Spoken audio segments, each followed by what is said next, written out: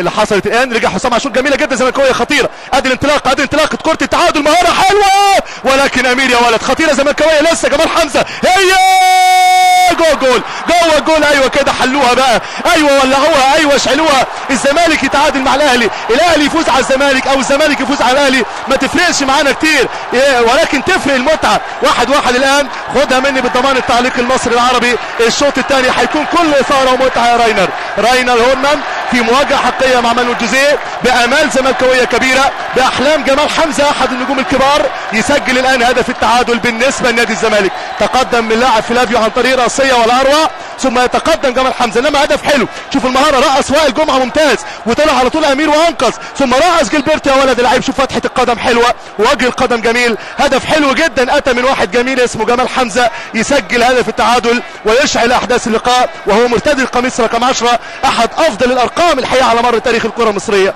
تقول مين ولا مين مروا على الزمالك يا راجل؟ النهارده وانا بحضر اللقاء الحقيقه وانا عايز اختبر وعايز